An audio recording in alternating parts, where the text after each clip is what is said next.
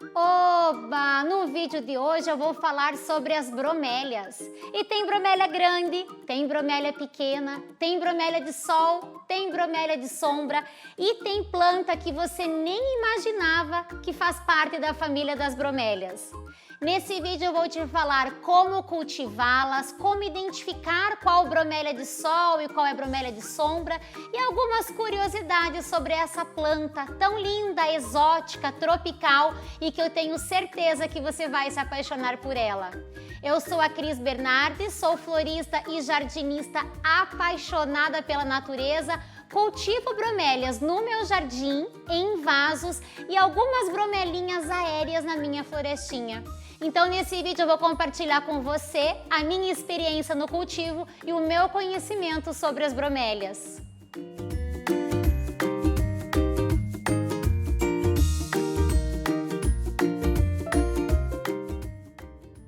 As bromélias são uma família de plantas perenes originárias das Américas e são mais de 3.000 espécies. Elas são plantas conhecidas principalmente pelo formato das suas folhas, de calha, por onde escorrem a água e se acumulam nessa espécie de tanque central. As bromélias são plantas resistentes e muito importantes para o equilíbrio ecológico, porque elas servem de abrigo e também fornecem água para alguns animais, como insetos, aves e pequenos mamíferos. Existem tantas espécies de bromélias que algumas são utilizadas no paisagismo para decorar dentro ou fora de casa, mas também existem algumas bromélias que são utilizadas na culinária. Você sabia que o abacaxi também é uma bromélia? Mas também tem a barba de velho, que é uma bromélia do ar que nasce nos troncos das árvores e que eu considero uma das mais diferentes. Mas também tem bromélias que nascem nos paredões rochosos, como é o caso dessa bromélia imperial, ou bromélias de folhas rajadas e de flores lindas e exóticas. Saber sobre a espécie de bromélia que a gente cultiva e conhecer um pouco sobre o habitat natural dela vai nos dar dicas de qual condição de luz cada bromélia gosta de ser cultivada. Por exemplo, bromélias que são da floresta, elas precisam de menos luz do que uma bromélia que nasce num paredão rochoso. Mas existem algumas maneiras que a gente pode observar e ter pistas de qual condição de luz cada espécie de bromélia gosta. Por exemplo, bromélias com as folhas estreitas, finas, maleáveis, muitas vezes em tom verde escuro, muitas vezes são bromélias de sombra. Já bromélias que têm as folhas duras, firmes, coloridas, muitas vezes são bromélias de sol pleno. E se nós cultivarmos uma bromélia que gosta de sol numa condição de sombra, com o tempo ela vai ficando pálida, desbotada, vai ficando estiolada, comprida, buscando mais luz. Então a gente pode fazer uma pesquisa na internet e identificar qual é a espécie de bromélia que a gente tem em casa e qual é a condição ideal de cultivo de cada uma delas.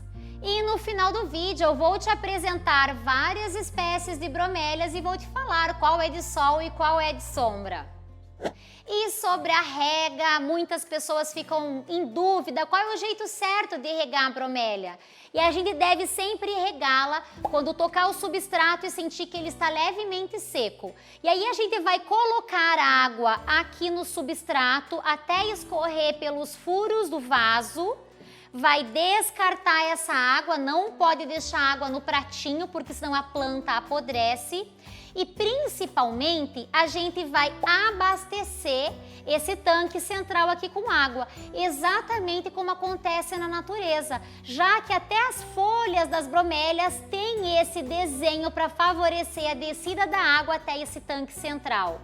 E quando a gente fala em deixar água aqui no centro, muitas pessoas ficam preocupadas com os mosquitos da dengue. E eu te digo com segurança que pesquisas já confirmaram que as bromélias não têm as condições ideais para os mosquitos se proliferarem. Isso porque os mosquitos gostam de água parada, mas eles precisam de água limpa. E nesse centro aqui da bromélia, quando ela está cultivada no jardim ou no seu habitat natural, cai folha de árvore, cai cocô de passarinho, caem vários materiais que vão se decompor e essa água vai ficar suja. E aí uma saída para a gente que cultiva bromélias dentro de casa e que isso não vai acontecer naturalmente, a gente pode diluir em 1 litro de água 1 colher de café de humus de minhoca. E a água vai ficar assim sujinha, então ela não vai ser favorável para o desenvolvimento dos mosquitos. E além de tudo, vai nutrir a planta. Então basta a gente despejar aqui na coroa central essa água com humus de minhoca. E outra dúvida é qual o jeito certo de regar essas bromélias, que são plantas aéreas.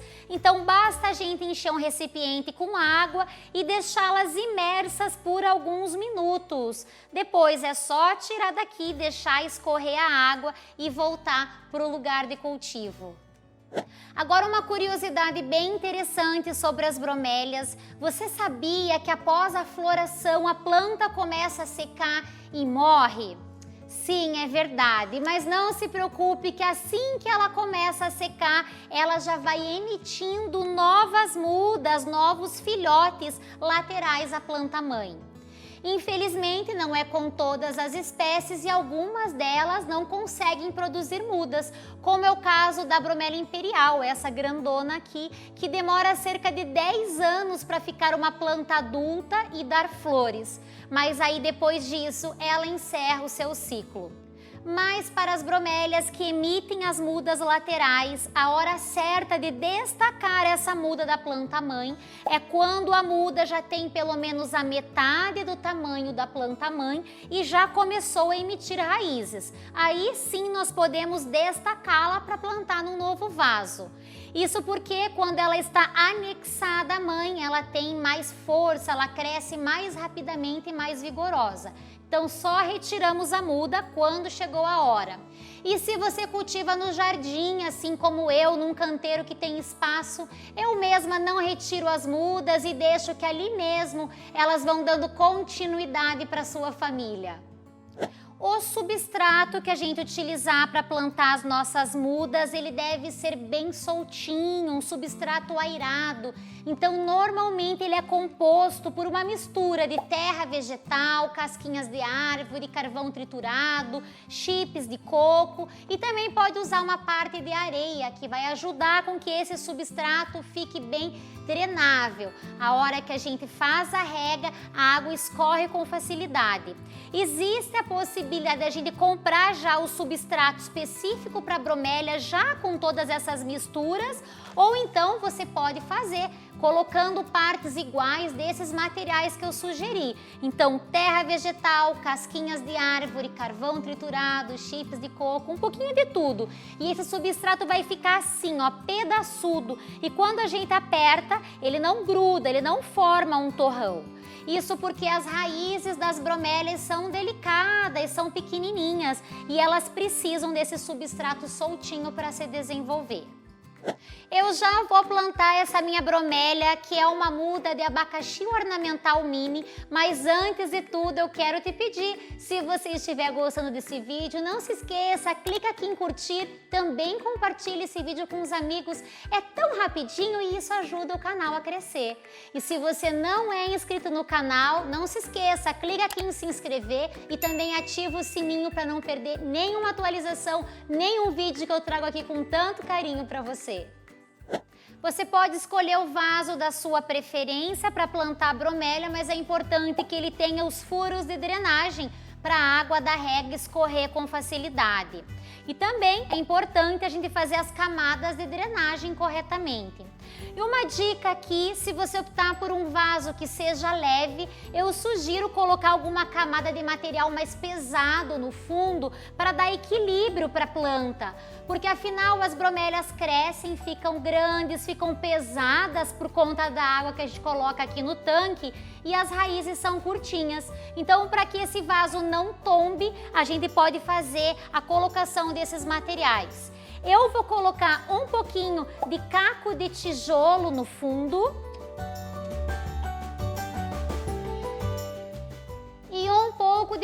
brita, mas não é necessário colocar os dois materiais. Você pode colocar o que você tiver aí na sua casa, mas lembrando de deixar esse vaso mais pesado.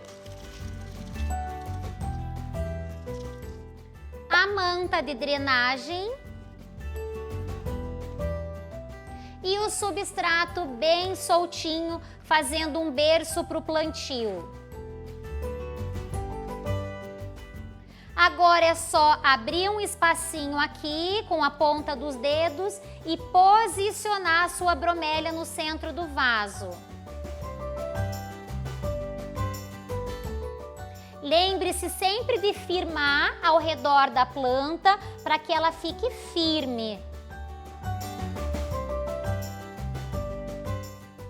E é importante a gente cobrir bem as raízes da planta, mas nunca enterrar demais, da onde começam a sair as folhas da bromélia.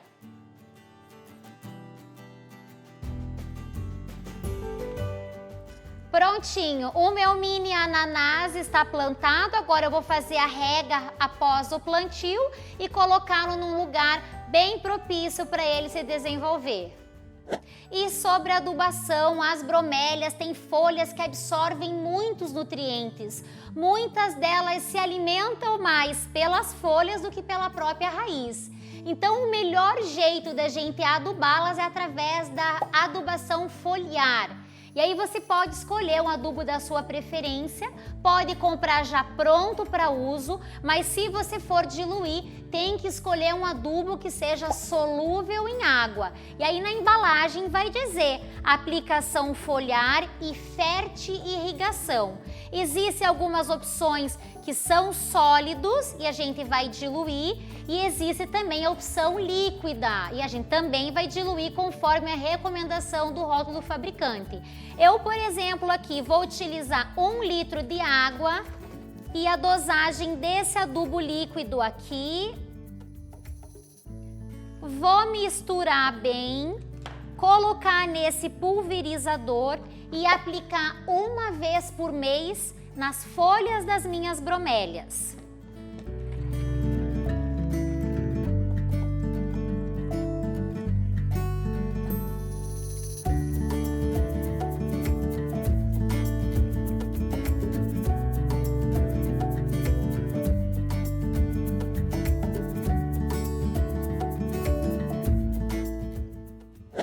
Agora eu vou falar um pouquinho sobre as espécies de bromélias mais conhecidas e eu vou começar pela bromélia guzmania, que é uma das espécies mais comercializadas nas floriculturas como opção de presente e de decoração de ambientes internos, tanto empresariais quanto residenciais.